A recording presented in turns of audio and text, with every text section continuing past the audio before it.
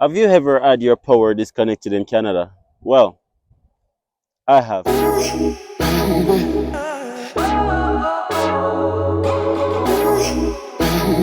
So, I'm not gonna lie to you. When I first decided to move to Canada, I thought I had it all figured out. I'd watched all the YouTube videos, I read the blogs. I thought I was ready for anything this country could throw at me. I was the main character. I was going to conquer the Canadian dream. The best way to describe my transition to Canada is simple: the ultimate beautiful, humbling experience. In this video, I'm gonna share a little bit about how Canada humbled me. If you guys are new here, you know the usual. Like, comment, share, and subscribe. Now let's get into the conversation. Is moving to Canada really the fairy tale that people makes it out to be?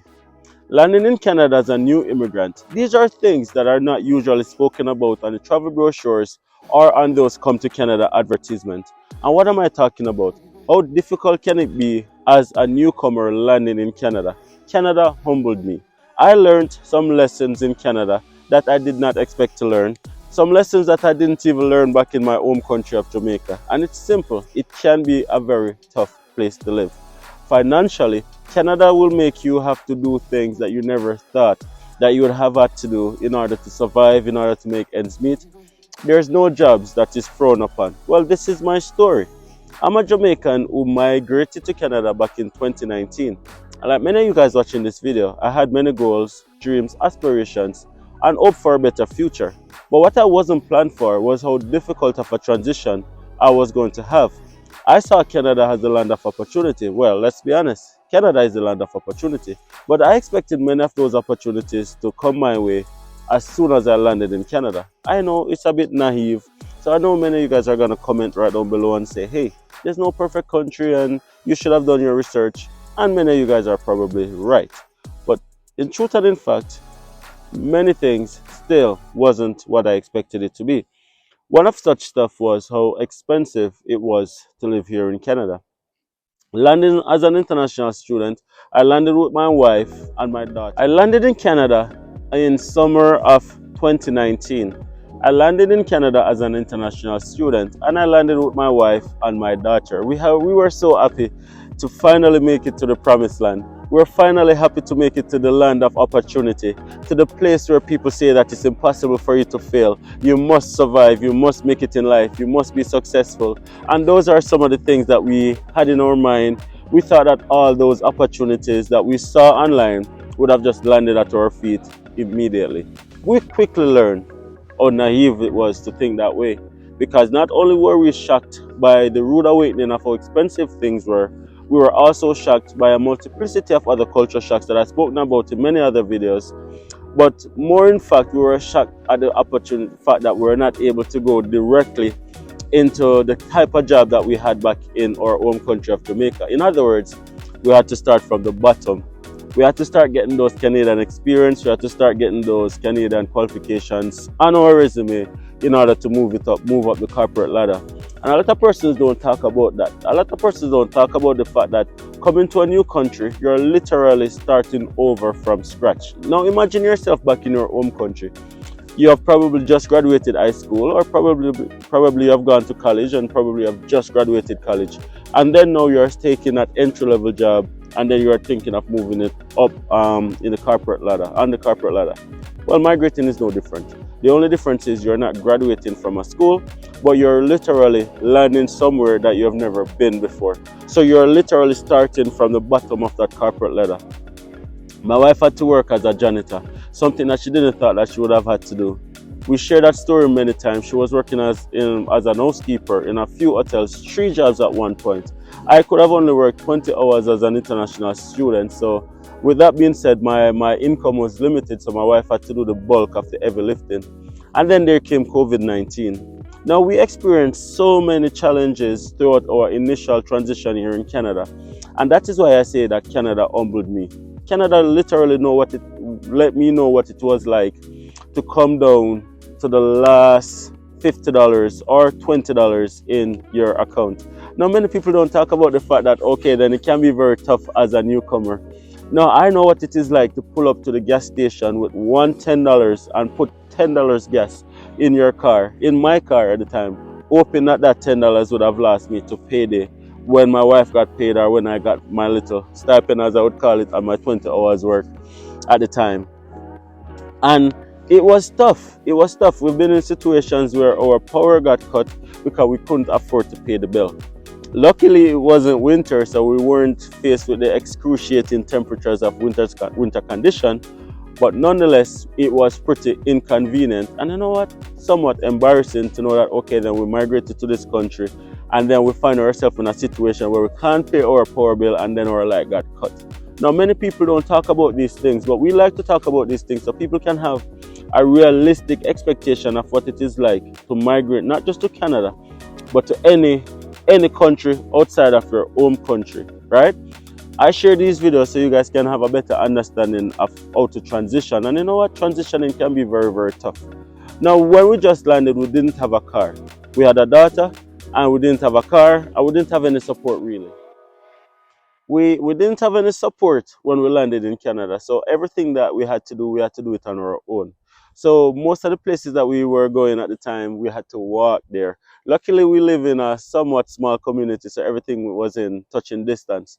But there are times when we're walking for 45 minutes or even upwards of an hour because we didn't have any friend or family member who can call in and say, hey, drop us there or take us there or whatever.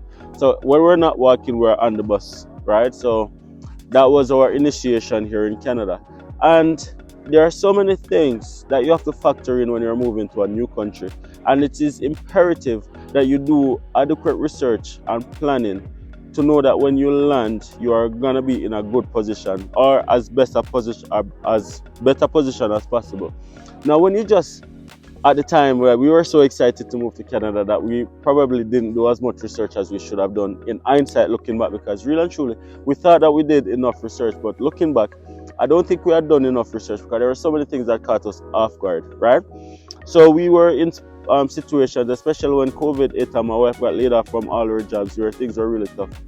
Things were so tough that we had to choose between buying pediasure for our daughter or dinner for ourselves. And we had to literally make the sacrifice and just buy pediasure for her. And there are times when we were down to like either one meal a day or one meal every other day because we were grinding, we were building, and we were trying to transition into a new country with no support and not an abundance amount of financial resources. And that is why even now, living in Canada for over 6 years, and like those things are things of the past, we still try to remain as grounded as possible. It doesn't matter where we find ourselves in terms of if we think that we have accomplished a lot of things or we're on the path of accomplishing a lot of things. Those experiences still somewhat keeps us grounded. The fact that, okay, then in the summer months when I was in school, I had to be delivering pizza. I was driving around delivering pizza, and you know what? That was something that I didn't thought that I would have had to do, because back in Jamaica I was working like a nice corporate job, you know, jacket and tie settings.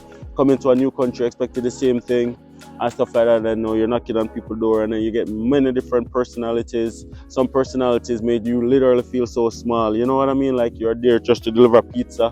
While some personalities are nice and friendly and stuff like that. Some persons was like, oh, just put it right there kind of thing. You know, you're just a delivery guy and stuff like that. And like I remember some days, man, like throughout that time, like literally was just like hours a night on the road, just like delivering people food and stuff like that, and not getting much tips, and in the winter and driving. Like, listen, it was just a crazy time.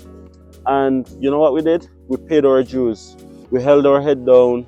We keep pushing, and we just kept looking on the end goal. We kept looking on why we wanted to be here. We kept looking on where we wanted to go, what we wanted to do. And we just made those decisions based on where we wanted to go in life. Not so much where we were at that point in time, but where we wanted to go in life overall. And I say all of that to say this, guys. If you find yourself as a newcomer in Canada, you find yourself just landing in Canada and things might not be going the way you want it to go, just remain humble. Because if you don't humble yourself, this country will humble you and teach you true humility. Don't try to keep up with the Joneses. Don't try to do things that's outside of your affordability or outside of your future goals right now, right?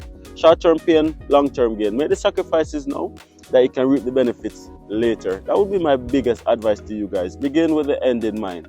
Now, a lot of persons who have been watching our channel are persons who have been born and raised in Canada.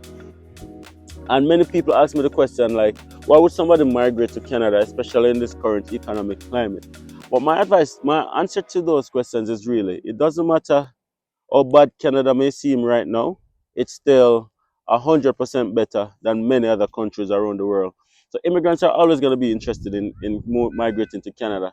The problem is the skill level and the skill set and making sure that the right immigrants are coming into the country. I get it from both perspectives, but ultimately speaking, people are always going to be interested in moving to Canada because Canada is still a lot better than many other countries around the world. And for me, I can speak for myself and my family. We're so grateful and happy to be able to call Canada our home, to live here, to work here, and to actually raise our family here. And we've been blessed so much with so many opportunities here that we consider Canada our homeland, right? We believe we are so patriotic to this country right now because this country has blessed us in many, many ways. And even though the beginning is tough, we understand that we have to pay our dues and we have to build, we have to lay a foundation.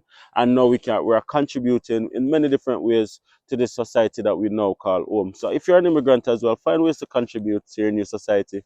Don't don't isolate yourself. Don't be living in a box. Go integrate and go and make friends and build a community outside of your initial community. Thank you guys so much for watching. If you haven't already subscribed, hit that subscribe button, smash a like, and let me know as Canada humbled you right down in the comment section right down below. Until next time, see you guys in the next video.